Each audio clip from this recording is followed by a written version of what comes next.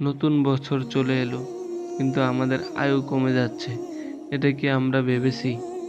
আরেকটা বছর চলে গেল, কিন্তু নামাজ হয়তো কাজার তালিকায় রয়ে গেল।